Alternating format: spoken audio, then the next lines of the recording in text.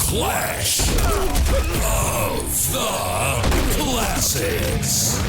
Hey, that's right. I recognize that intro. It is time for Clash of the Classics. I'm Donnie. And I'm Chris. And it is time for yet another episode of Horsepower for an Hour. If you're new to the show, we say it each and every week. If this is your first time, I think you're in store for some good fun because you're going to find every week we roll the clock back. We pit two classic models against one another. As always, we look at interior styling, check out interior stuff, powertrain design. Then we vote on the car here in studio that we like best. And as always, we welcome you to let us know which car you like best. You head on over to our website or leave us a message here right on our YouTube channel. Our website is horsepoweronline.com. Can't miss it. These battles are fueled by the largest automatic transmission network in the world. They are the Automatic Transmission Rebuilders Association, or simply the ATRA. All right, today's going to be some fun. It's a little bit different. I kind of wanted to surprise you with this one because I know one of these cars is near and dear to you. Today, the showdown is all about the first generation Camaro battling the second generation Camaro. Now, we've never done anything like this. This is our first time. I'm excited For doing this kind of a battle. Typically, we'll take two different cars like a Ford, a Chevy, Dodge, and a Plymouth, something like that. Today, we're going to, again, it's the same car, just two different generations, and I think it's going to be some fun. I want to start with that first generation Camaro, and there's a lot of stats and specs, and I don't want to get overly involved with some of that stuff, but I do want to kind of at least give some basic background, some basic foundation. Are you cool with that? Yeah, definitely. All right, let's do it. It was back in September of '66 that the first Camaros hit the showrooms. It was the debut of, and everyone will remember this, that 1967 Camaro, and its primary goal was to compete with the Mustang. Naturally. No surprise there. Ford was kicking some serious butt in terms of Mustang sales, and understandably so. GM wanted a part of the action, so the engineering department created this all-new Camaro. Well, up to that point, the Mustang was so dominant that it was outselling both, and I didn't know this till I read this, both Corvair and Chevelle combined. You put those two cars together, and both of them together couldn't take the Mustang out. And once the car was completed, they wanted a name that would stick. So Mustang was dominant. It was beating the heck out of Corvair and Chevelle, and Chevy said, let's build a car, let's name it with something that's cool, that we can get some kind of market share and start taking some of this away from Ford. Well, during the creation process, the design was secret, and I didn't know this, was secretly named Panther. Apparently, it was never going to be a serious consideration for the name ultimately once it was completed. Just a working title. But it was a working title, and it was Let's a think secret, of the first thing that'll kill a Mustang. Yeah, it was a code name. And the rumor has it that Chevy's design team wrote down more than 2,000 names beginning with the letter C. What I don't know was why they wanted the letter C. What was so, I guess, maybe because Chevrolet starts with a C? That would be my best guess. But they wanted to find some kind of a word that would be impactful. And out of the 2,000 words, this name Camaro came up. And I don't know who, it was probably some just random guy or person, I should say, who wrote down Camaro. And although it didn't have a clear meaning to anyone at the time, I learned through research that Chevy claimed that this word could be found in a French dictionary, and it meant friend or pal. Because in Spanish, if you throw an N at the end, it means shrimp. Shrimp, correct. Well, then later on, though, the definition became Camaro's a small, vicious animal that eats Mustangs. Yeah, clearly. Yeah, that's that. And so whether it is or isn't, now that's what it is. And that's probably the definition that most people, at least our listeners here, are going to be familiar with. Well, first-gen Camaros went from 67 through 69. A lot of people know that. GM called it their F-body platform. It was available in a two-door hardtop or a convertible with either a six-cylinder or a V8. There were 4 levels that you could choose from. Base model, RS, SS, and Z28.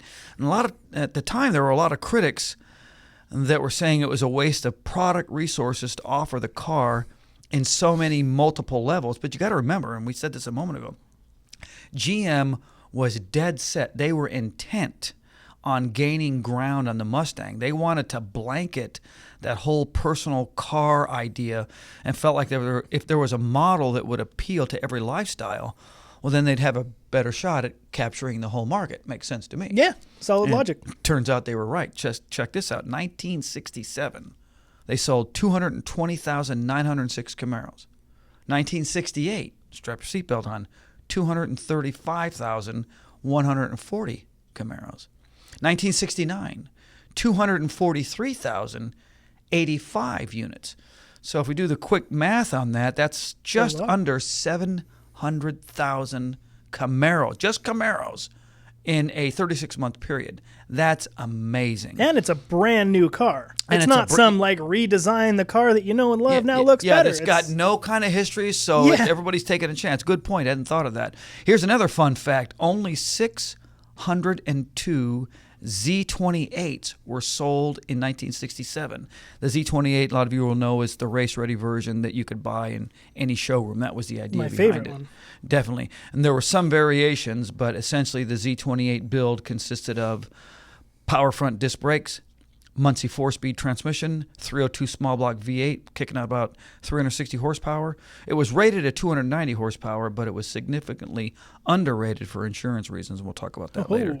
Single 4-barrel Holley, 780 CFM carburetor, aluminum intake manifold, and then upgraded suspension. The engine was specifically designed to race the Trans Am series, and suffice it to say, man, this thing was definitely a beast. Now, here's the thing. This is a strange trivia fact, and this is going to kind of play into the question that you asked a couple weeks ago on another episode about rarity building value. We can talk. This is where your logic does apply. Back in '67, and I don't know why this was, dude. If anybody out there can tell me why, I would love to know. Chevy deliberately chose not, let me say that again, deliberately chose not to mention the Z28 option in any of the sales literature in the showroom. It was unknown to an average buyer.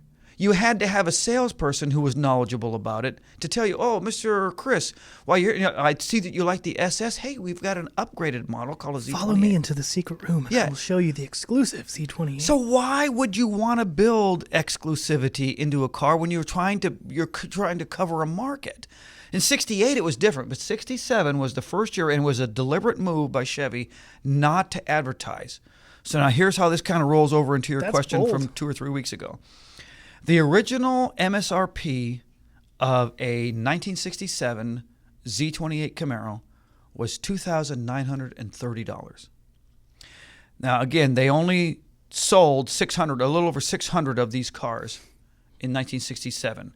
Because of that, take a guess at what you think a Z28, a true numbers matching Z28, 1967 Camaro would sell for today. Astronomically high. Astronomically high. It begins at $110,000. Begins. And there's no specification, or there's no what is the word? No disclosure, disclaimer for condition. If it's a numbers matching Z28, $107,000. Doesn't have windows and it doesn't drive. Yeah, but hey, that's okay. It's got the engine trans. It's a Camaro. You got to tow it home.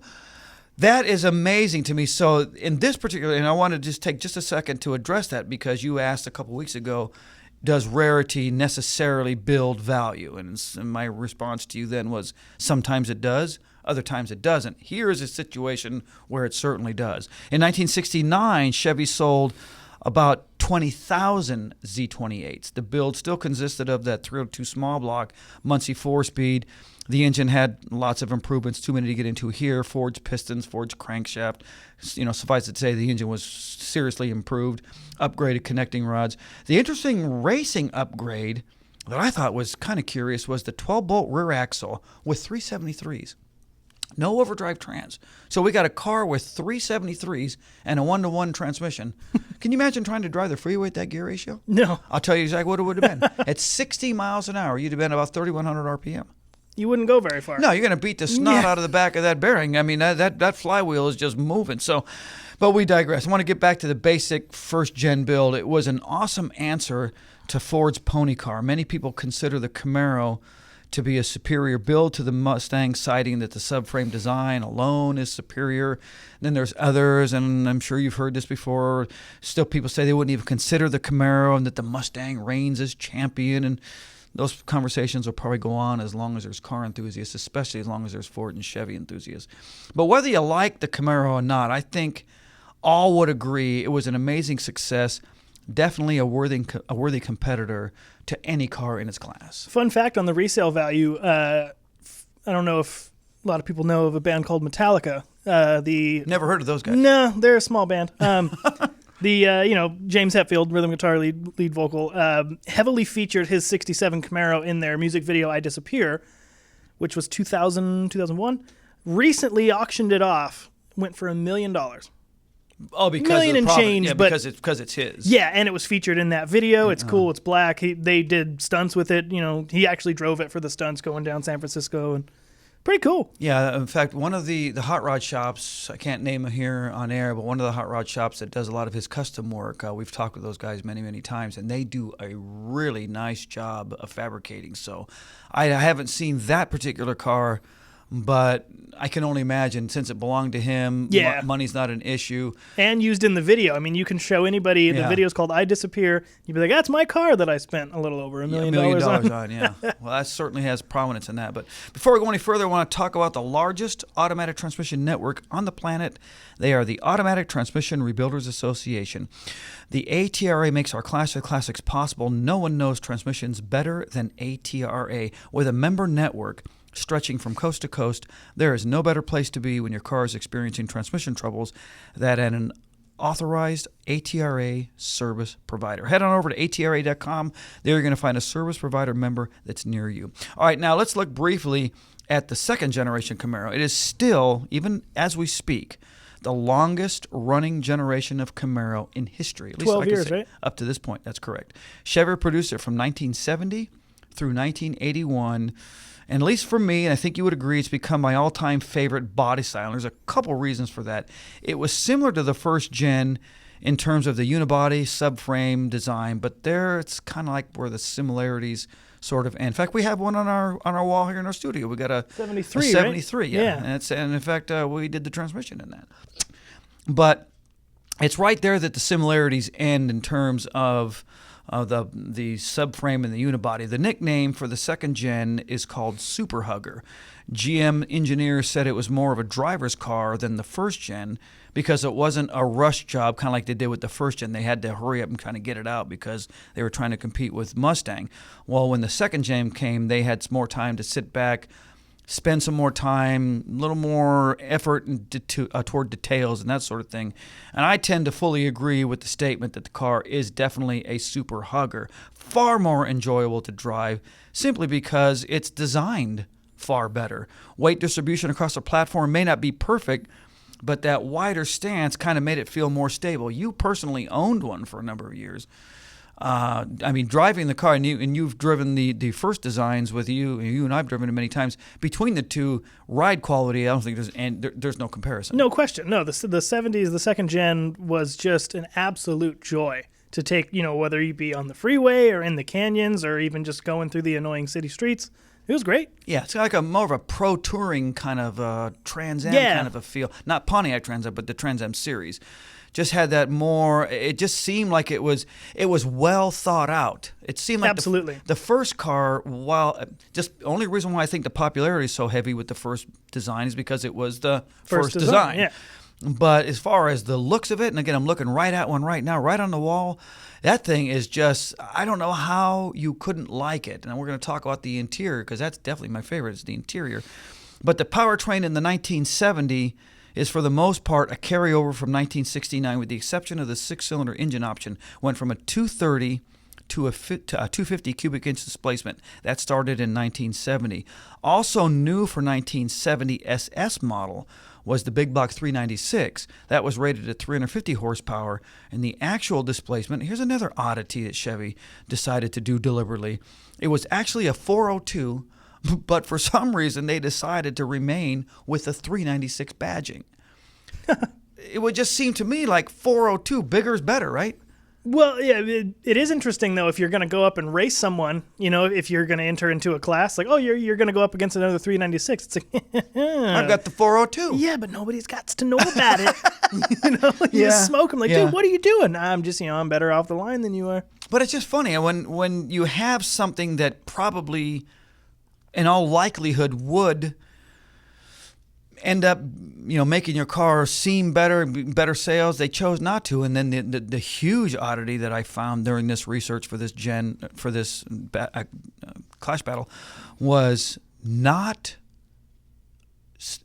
advertising in 67 for the Z28. Now, deliberately not advertising. You have it, but you don't put it in any of the showroom material. That I still find odd. In fact, I think when we're done here today, I'm going to get with our Chevrolet rep and see if we can't get some kind of the old history come up. I'd like to know what the heck the marketing decision was on that. That's interesting to me. I guess in some ways I understand it. I mean, if you get an RS, and then your neighbor gets the Z28 and you're like, where'd you get that? I didn't even see that at the showroom. It makes neighbor feel special, makes the dude covet the car a little more.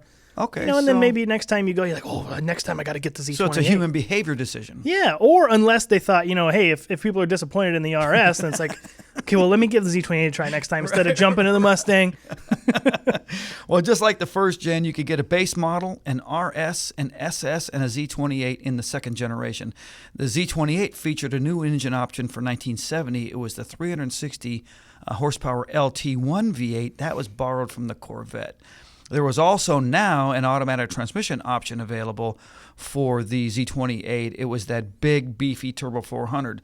Plenty of experience with that unit. The LT1 was a much better overall performer than the early 302 that was used in the first gen.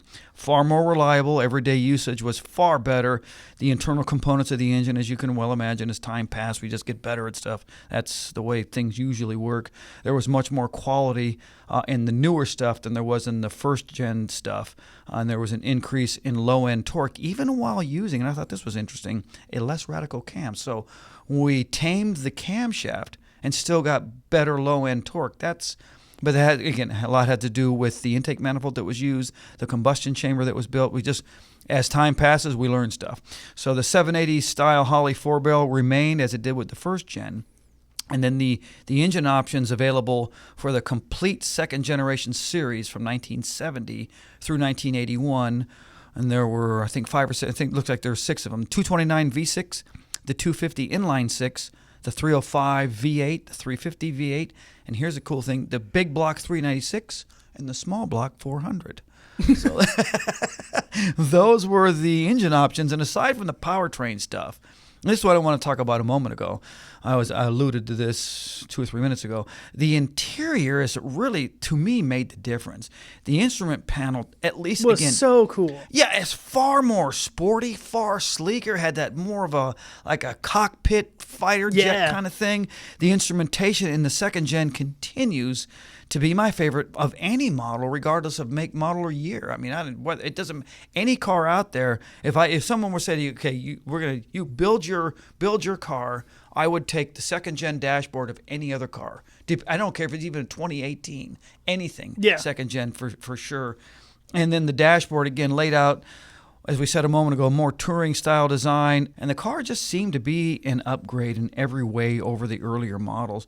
One of the most recognizable and heavily sought after design features of the early second gen model, I think, was that split bumper option. GM called them bumperettes, and they were cool because they really gave the front clip an aggressive overall look. But here's the thing, Chevy dropped it from production in 73 because of the impact bumper regulations and all the changes that occurred in the second generation. I guess that's one of the things that I missed the most is that split bumper. On our picture on our wall right here in studio, we have one of the split bumper. Well, it's just got a great look. 74 had the subtle redesign with the kind of tilted back grille.